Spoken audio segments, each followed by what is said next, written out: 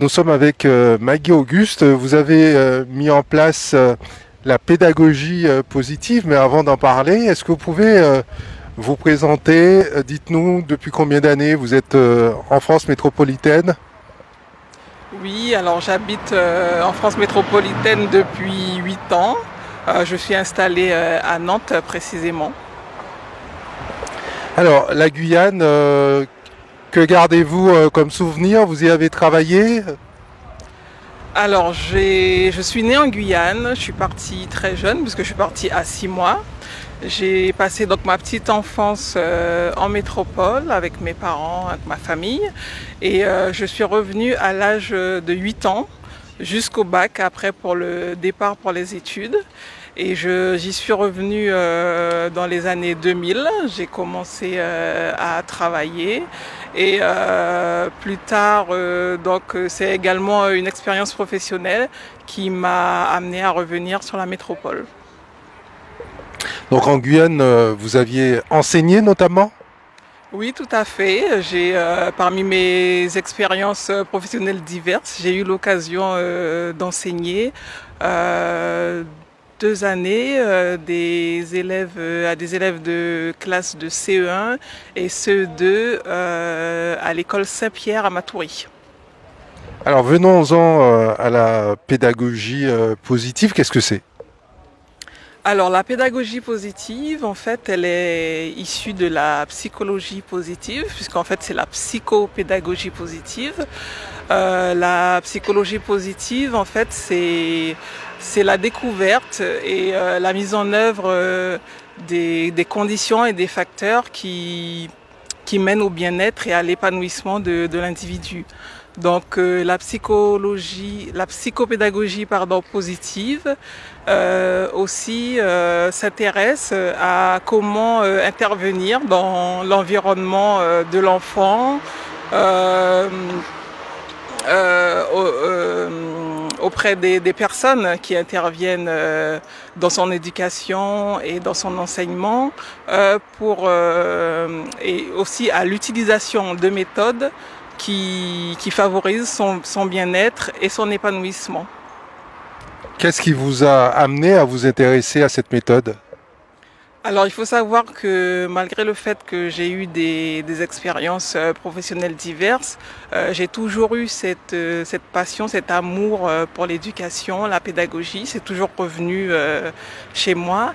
Et donc j'ai eu envie de créer un blog. En fait, l'idée de ce blog est venue par la découverte d'un site internet qui est un site américain en fait, et qui met à disposition des éducateurs, des parents, des outils pour favoriser l'épanouissement des enfants, le développement de leur confiance, de leur mentalité de croissance. Et je me suis dit, tiens, ça n'existe pas en français. Et donc c'est ce que j'ai voulu mettre en œuvre avec la création de mon site internet Inspiration École. Et aussi je me suis dit que l'école pouvait être un vecteur, aussi bien un vecteur et un moyen de participer justement à l'épanouissement des enfants. Donc c'est comme ça que cette activité-là est née. Vous avez suivi une formation dans ce domaine? Tout à fait. Donc, suite à l'idée de ce projet, j'ai voulu mettre de l'eau à mon moulin et me former. Donc, j'ai découvert un centre qui formait justement à cette pédagogie positive. Le centre s'appelle La Fabrique à Bonheur. Et donc, j'ai suivi une formation dans ce sens pour apprendre à appliquer cette pédagogie, qui est une pédagogie globale qui prend en compte vraiment l'enfant dans son ensemble et qui ne s'intéresse pas seulement à ce qui se passe dans sa tête, dans son cerveau, mais qui prend aussi en compte son cœur, donc ses émotions et aussi son corps, parce que lorsqu'on apprend, on apprend avec tout notre corps, aussi bien notre tête, notre cœur, que notre corps. Et ce qu'il faut savoir, c'est que cette pédagogie, elle est particulièrement adaptée aux enfants dits atypiques, c'est-à-dire les enfants qui ne rentrent pas dans ce fameux moule, dans le moule de l'élève type pour lequel l'école a été conçue en fait. L'élève voilà, qui a une progression linéaire, qui cherche à avoir de bonnes notes, qui participe, voilà, qui lève la main pour participer. Voilà, l'enfant qui ne pose pas de problème en gros. Et alors que les enfants atypiques, justement, ils n'arrivent pas à rentrer dans ce moule. Des fois, ils essayent, mais c'est beaucoup à leur détriment. Et ces enfants, en fait, ils peuvent avoir des troubles de l'apprentissage. Ils peuvent avoir des troubles 10, par exemple. Ça peut être aussi des enfants qui ont un haut potentiel intellectuel. Ça peut être des enfants hypersensibles. Voilà, ça peut être des enfants qui ont un trouble de l'attention. Voilà, donc cette pédagogie est particulièrement adaptée pour eux. Est-ce que cela fait écho à votre histoire personnelle? Tout à fait, parce que je me suis aperçue donc en suivant cette formation que moi-même j'avais un profil atypique.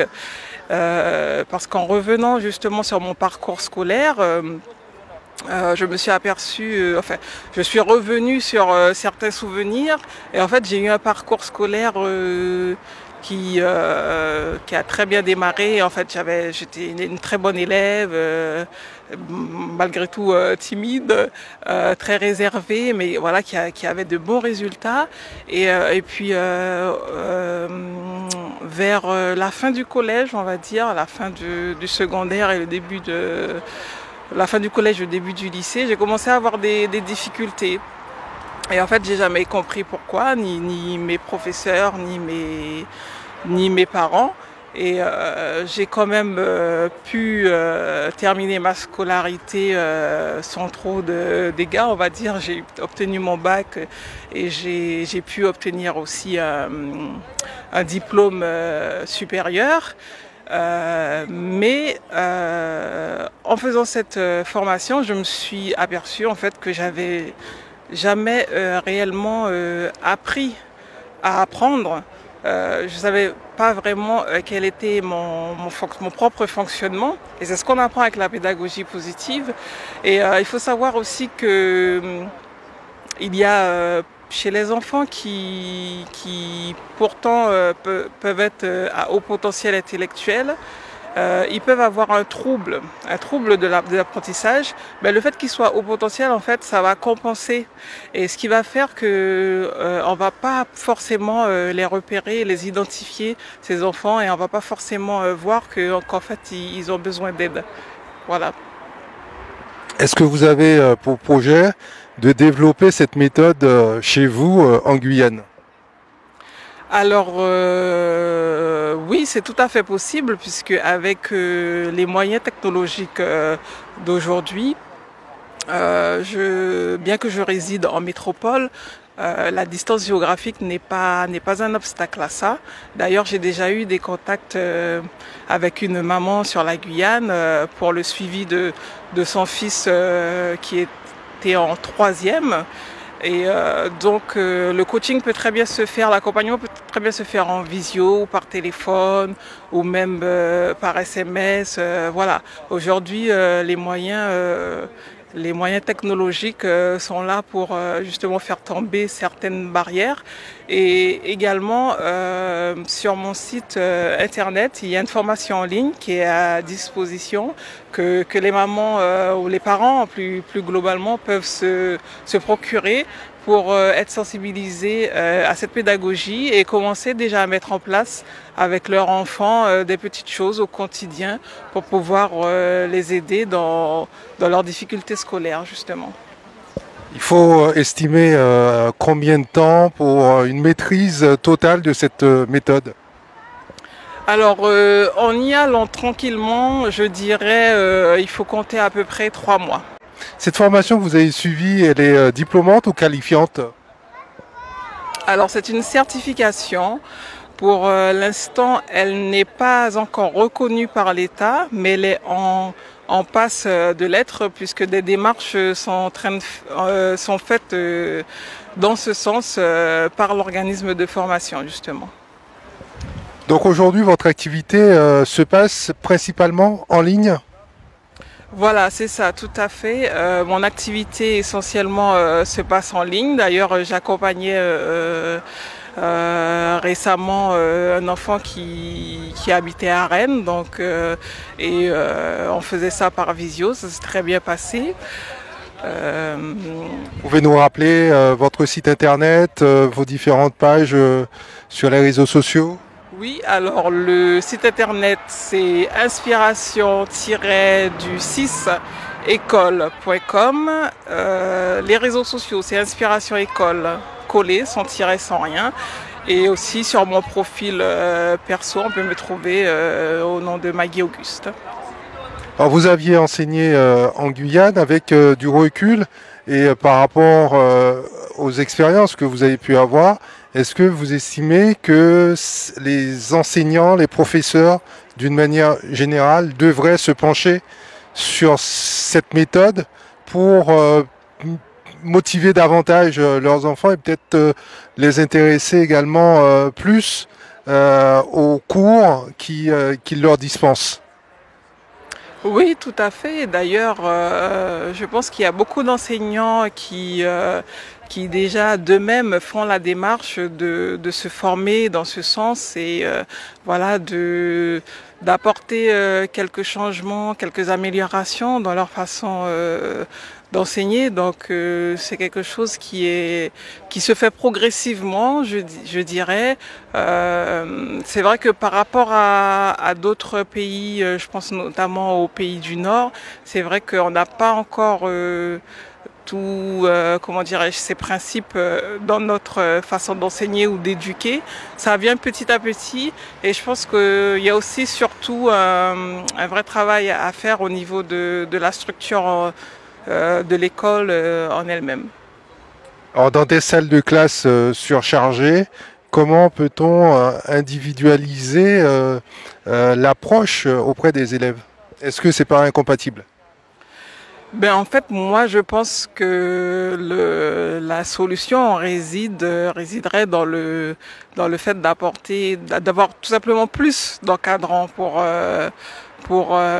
encadrer les élèves, parce que le ratio d'encadrement justement dans l'éducation nationale est très faible par rapport à celui d'autres pays.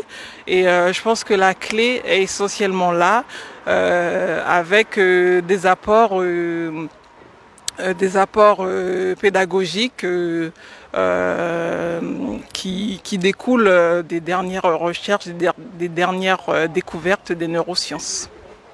Parlez-nous comment vous travaillez. Est-ce que vous établissez un diagnostic quand on vous soumet un élève, un collégien ou un lycéen que vous envisagez d'accompagner?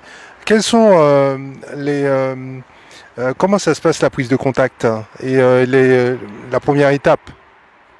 Alors la première étape, tout à fait, c'est un rendez-vous en visioconférence avec l'enfant et le parent. Le parent au préalable me contacte par mail, enfin il remplit un formulaire où déjà il énonce quelles sont les difficultés de l'enfant, sa classe, etc. Et après donc j'organise avec l'enfant et le parent un rendez-vous en visio pour faire l'état des lieux, je donne la parole à l'enfant et aux parents et on essaye vraiment de se fixer un objectif commun, un objectif raisonnable, un objectif qu'on pourra atteindre. Et parce qu'il ne s'agit pas non plus de fixer des objectifs trop grands et de décourager l'enfant. On va surtout travailler sur la progression, c'est ce qui est important. Et mon accompagnement tourne autour de 3 axes. d'abord la connaissance de soi-même. Donc au début, en fait, on parle pas du tout d'école. On apprend ou on réapprend à se connaître, ses goûts, ses aspirations, ses talents. Et les enfants atypiques en ont beaucoup, sont des enfants très créatifs, qui ont beaucoup d'imagination. Ce n'est que dans un deuxième temps qu'on va aborder le profil d'apprentissage. Voilà, on va pouvoir, comment dirais-je, s'aider de tests pour pouvoir découvrir qu'est-ce qui peut aider, qu'est-ce qui aide cet enfant-là à mieux apprendre. Je pense notamment à l'outil de la gestion mentale qui consiste à observer ce qui se passe dans sa tête à l'évocation d'un mot ou d'une phrase.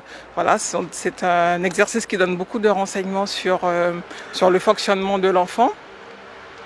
On va essayer de voir aussi ce qui le motive, quelles sont ses motivations. Et pas dans un troisième temps, mais en parallèle de cela, on va essayer de mettre des petits actes, des petites habitudes, de nouvelles habitudes en place pour favoriser justement son apprentissage. Alors pour quel type d'enfant cette méthode est particulièrement recommandée et conseillée? Alors c'est une méthode qui peut servir à tous les enfants. Et en particulier, comme je disais, aux enfants dits atypiques, donc les enfants hypersensibles, les enfants à haut potentiel, les enfants qui ont des troubles de l'apprentissage, des troubles 10 par exemple, des troubles déficitaires de l'attention, sont des enfants... Tous ces enfants, en fait, ils ont une caractéristique commune, c'est qu'ils ont une certaine sensibilité, une hypersensibilité même, au niveau de leur cerveau. Ce sont des enfants dont l'activité cérébrale est plus importante que la moyenne, qui vont beaucoup réfléchir, qui vont beaucoup se poser des questions, qui vont faire des hypothèses. Et aussi cette sensibilité peut se retrouver aussi au niveau des sens. En fait, c'est des enfants qui peuvent être sensibles au bruit, à la lumière. Voilà, donc cette sensibilité, vraiment, c'est vraiment un trait commun qu'on retrouve chez ces enfants. Et on va travailler notamment au niveau des émotions. Parce que ce sont des enfants dont les émotions sont exacerbées. Et on va travailler beaucoup aussi sur la gestion de ces émotions. Est-ce que les enfants dits surdoués peuvent aussi trouver, grâce à cette méthode, une solution? Tout à fait, c'est une méthode qui est complètement adaptée à ces enfants dits surdoués ou au potentiel intellectuel. On les appelle aussi les zèbres. Donc, puisque vraiment, c'est vraiment le fonctionnement de l'enfant qui va être au cœur de la méthode. En fait, il va construire sa façon d'apprendre à partir de ce qu'il est. Et ça peut effectivement, le but aussi, c'est de le libérer de certaines cases ou de certains carcans dans lesquels on voudrait le faire rentrer. Et c'est lui redonner cette liberté d'apprentissage. Et voilà, pour qu'il ne soit pas, comment dirais-je, contraint et que vraiment il reprenne le pouvoir sur son apprentissage. Alors en Guyane, quasiment tous nos établissements sont classés en zone prioritaire. L'éducation est au cœur de la société guyanaise. On a un taux de décrochage qui est extrêmement élevé. Est-ce que vous avez pu prendre quelques contacts au niveau du rectorat en Guyane ou dans certains établissements pour pouvoir intervenir assez rapidement auprès des familles qui en auraient besoin? Ça se fait petit à petit et je profite justement de votre micro et de cette interview pour faire un appel justement aux personnes qui interviennent dans l'éducation en Guyane, et je les invite justement à me contacter pour mettre en place des projets dans les semaines à venir. Ce sera avec plaisir. Pouvez nous rappeler le nom de votre site et nous parler aussi de votre structure. Quelle est sa forme aujourd'hui? À l'heure actuelle, c'est une auto-entreprise, donc je suis seule à mon compte. Bien sûr, mon souhait, c'est que ça s'agrandisse. Et donc, pour rappel, le site, c'est www.inspiration-du6école.com. Et pour les réseaux sociaux, Inspiration École tout collé sans accent. Votre retour en Guyane, vous y pensez? C'est un moyen, court terme, ça fait partie de vos objectifs? Alors, ça fait partie de mes objectifs. Ça arrivera sûrement dans les années à venir.